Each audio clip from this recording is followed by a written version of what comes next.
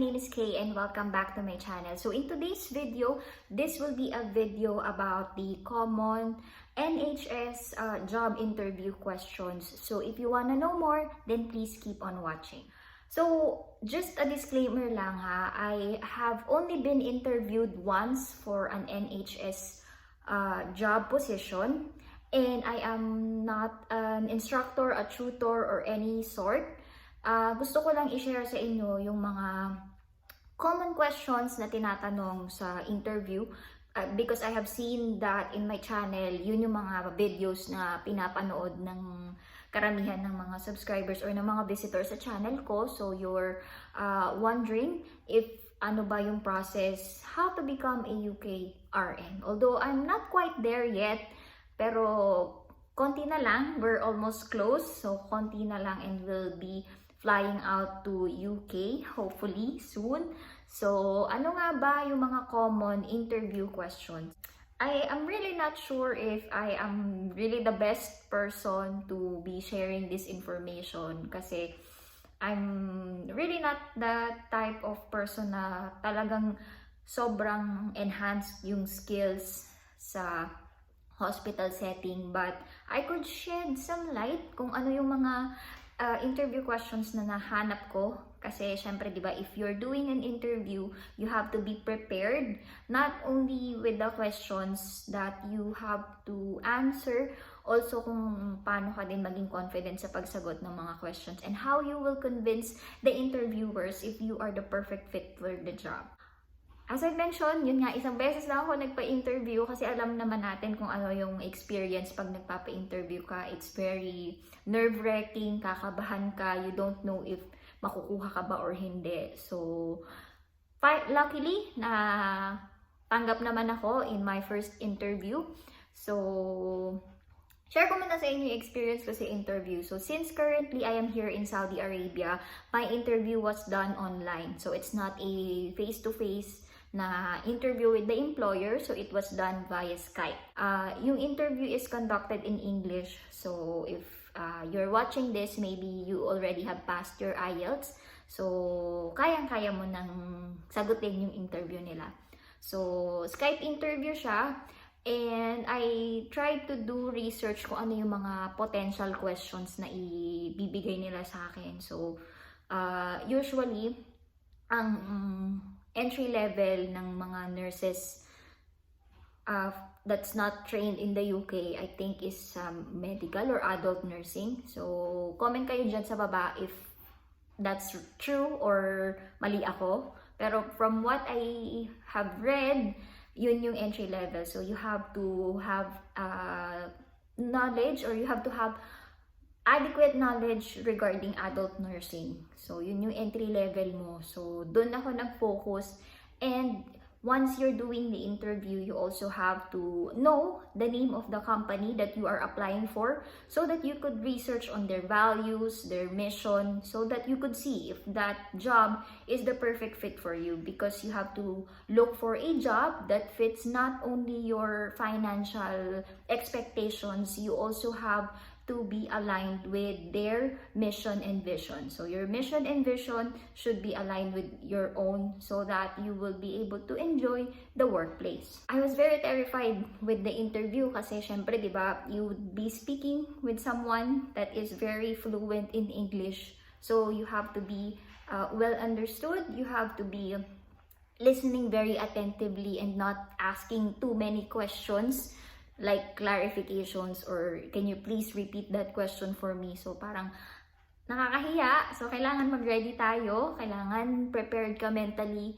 So maglaan ka talaga ng oras. Yung agency ko, they set a schedule for me to be interviewed by an employer, an NHS trust. So nung na-schedule na siya, so kinontak lang ako nung HR, and they conducted an interview. So, dun sa interview, may mga basic questions siya, questions about my work experience, then yung area of convenience ko, tinanong niya kung saan ako naka-assign, tinanong niya rin kung amenable ba ako sa mga night shift, mga shifting schedules, and Actually, medyo maswerte lang din siguro ako sa interview kasi hindi ako masyado natanong ng mga questions regarding nursing. Hindi sila actually nagtanong. So I was really a little bit hesitant if I got the job kasi syempre bakit hindi na siya nagtanong? And she even told me kasi I am currently assigned in an outpatient setting. So I told them that I would prefer to be assigned in an outpatient setting because that's what I have been working for the longest time. So I told them that it's better for me to be in an outpatient setting. So the interviewer advised that it is an entry level for the new nurses to be assigned in a medical ward. So feeling ko bagsak na ako doon. Feeling ko I did not get the post. Then the next day, nag-email na sila and luckily I got the job. So they emailed me the offer letter and asked for other requirements.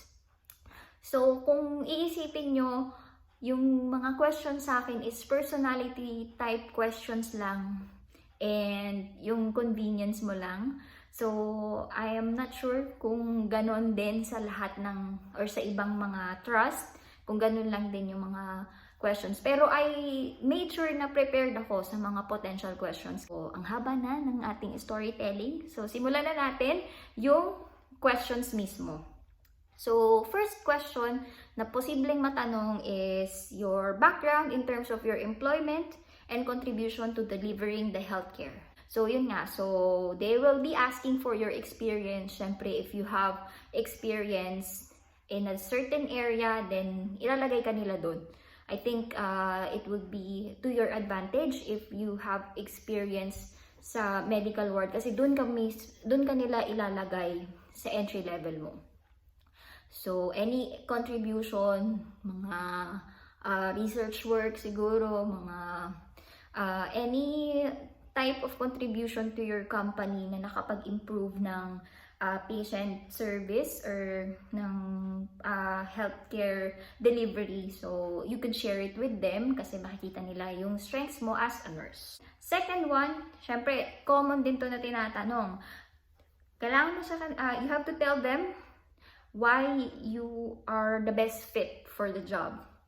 So, as I've said, kailangan magbasa kayo ng mga mission and vision, tsaka kung ano ba yung goals ng hospital na pinag-a-applyan nyo so that you know kung bakit kayo perfect fit sa job na yon. So, kailangan mo ding mag-research ng konti to impress the interviewer kasi nga they would not like it if you will not come prepared. Next, what do you understand of the nurses' roles and working with the NHS? So, research to ulit. So, you have to know kung ano yung mga job description ng mga nurse sa NHS and what interests you most about the post. So, since nga kailangan mong malaman yung role, ano ba yung interesting sa role na to?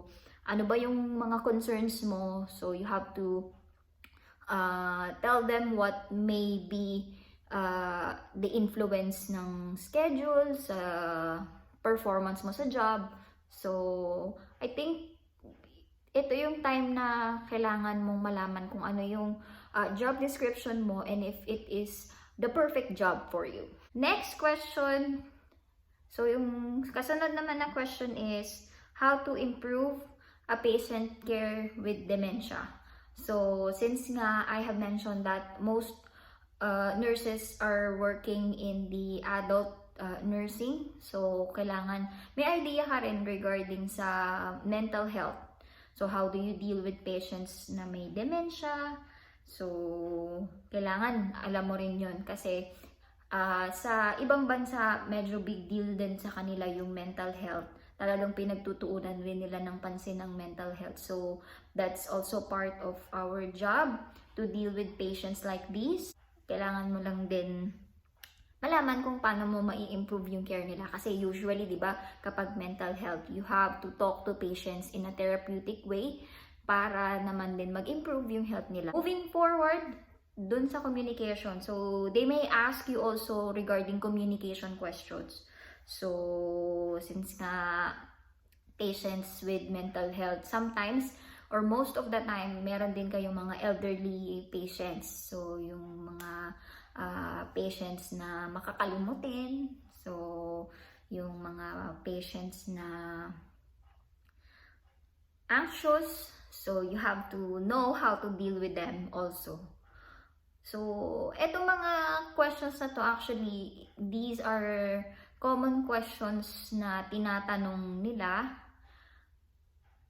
to know your level of expertise in a certain skill. So, kailangan ready kayo sa mga ganyan. Although, sa atin, in the Philippines at saka dito, hindi natin masyado na i-explore tong mga ganitong cases. Kasi nga, there's a dedicated facility for that. You're lucky if you have worked for the National Center for Mental Health. Pero, katulad ng mga iba, tulad natin, na hindi naman nag-work doon, we just did internship. So, medyo limited yung knowledge natin regarding that. So, kailangan magbasa-basa rin tayo. And may mga videos naman like these to help you regarding the interview. So, next naman is, since nga adult, so there would be questions regarding medical cases. So, kailangan mo malaman kung paano mag-prioritize ng patient, kung ano ba yung kailangan mong unahin, what nursing skills are you able to delegate to other healthcare providers, kasi hindi naman lahat ikaw ang gagawa. So, you have to be knowledgeable of the job description of an NHS nurse for you to know these delegation of services to other healthcare providers. There will be questions also regarding dun sa pag-order ng doctor ng medicine. But there are cases that there is a medication that is prescribed that would do harm to the patient. Like there's a serious complication or there's an underlying condition of the patient that is contraindicated with the medication that the doctor is prescribing. What will you do? So, mga ganong mga klaseng questions. So, you have to be familiar with that also. Hindi naman sila nagtatanong siguro ng mga rocket science na mga questions. So, ganun lang. You have to show initiative na mag-research kasi nakakahiya naman sa interviewer na magtatanong sila tapos hindi mo alam yung isasagot mo, di ba? So, it's better to come prepared. That's why sinishare ko sa inyo yung mga ibang mga potential questions. Although these questions, hindi ko talaga to na-encounter kasi yung mga questions na natanong sa akin, parang gauging ng personality ko lang, tinanong lang yung experience ko. It's a very short interview. Nagulat nga ako na natanggap ako eh. So, working in an NHS trust, you will be working under the supervision of a nursing supervisor, mga ganyan. So, baka may questions din regarding conflict resolution. So, if may mga concerns ka na kailangan mong i-raise regarding your colleagues, regarding your supervisor, so they might ask questions regarding that on how you deal with conflict. So, kailangan alam mo din yan. They might ask you to cite an example of when you provided an excellent patient care. So, based sa experience mo lang yan, wala namang tama o maling sagot dyan. I-share mo lang sa interviewer what was the experience when you have delivered a great patient care. So, minsan, mga ganyan, mga questions based on your experience lang yan. They might ask you for the best nursing care that was provided. They might ask you an error. May it be in doing a procedure or providing medication or any nursing related skill that you have made an error and what was done to correct the error. They might ask you also on what was or any type of conflict you had with any part of the healthcare team and how you dealt with it to resolve it. They might ask you if what if someone or a colleague did something wrong and what action was taken to correct the mistake. So some things like that will gauge your decision making, your people skills. I-gauge niya kung paano ka mag-deal with difficult situations that needs to be promptly responded to. Kasi minsan itong mga situations na to may impact the patient's care. And as we all know, in the UK or in any other setting, patients should always be the priority of care. So So yung mga iba pang questions, these questions are additional questions na hindi naman laging natatanong, pero we have to know them also. So we have to know about infection control. So yung mga standard precautions, mga ganyan. So mga basic, hand washing, mga ganyan. So dapat alam mo rin yan, baka itanong nila sa interview. And since we're dealing with adult care, so ano ba yung mga assessments na kailangan mong gawin when you're admitting an elderly patient. Kailangan alam mo rin yan. And you also have to know how to ensure that the patient's skin integrity is not broken. So, kailangan mong malaman yung mga paano i-preserve yung skin integrity nila, most especially that patients are old. So, minsan may mga bedridden patients, ano bang kailangan mong gawin? Yung mga turning side to side, mga ganon. So, kailangan alam mo din yan kasi you're dealing with elderly patients. So, adult nursing, that also includes the elderly. So, kailangan malaman mo rin yan. And yung mga basic procedures like feeding, yung mga IV insertion. So, kailangan alam mo din yan. Mga basic nursing skills. So, hindi naman sila magtatanong ng something na hindi mo alam. So, just make sure na magbasa-basa ka din para at least may idea ka. And na-experience mo naman yan sa work eh. So, I think if you just answer confidently and ilagay mo yung welfare ng patient mo sa lahat ng mga sagot mo and you'll be golden. So, I think that's all that I can share. So, ang tip ko lang talaga is to be confident but not so overconfident na iti-take for granted mo yung interview because this interview will determine your future to become a UKRN. So, you have to do research. So, maging masipag ka mag-research, magbasa-basa ka. Marami namang mga vlogs about applying in the UK. So, share naman nila sa inyo kung ano yung mga questions na ibibigay sa kanila or mga na-encounter nila. Like, my vlog, itong video na to is aiming to help those nurses na gusto talagang mag-work sa UK. Kasi lahat naman tayo, di ba, we dreamed of a greener pasture. So, why not help each other? Kasi I wouldn't be here in this position sharing information or sharing these questions to you if wala rin nag-share sa akin. Itong mga information na to, shinare lang din sa akin ng ibang tao. And this is my way of paying it forward by teaching other people what I know.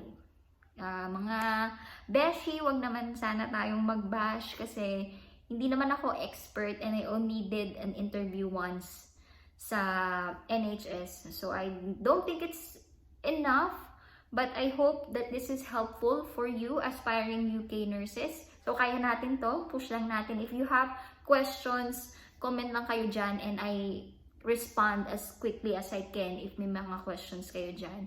And if you want to reach out to me and talk to me kung ano ba yung, if you feel that may kulang, may gusto pa kayong itanong, you could like my Facebook page and I respond to that Facebook page. Mag-message lang kayo doon. So, if you like videos like this, please hit the like button. Comment down below if you've been interviewed also in an NHS trust and kung ano yung experience nyo, share nyo naman sa amin.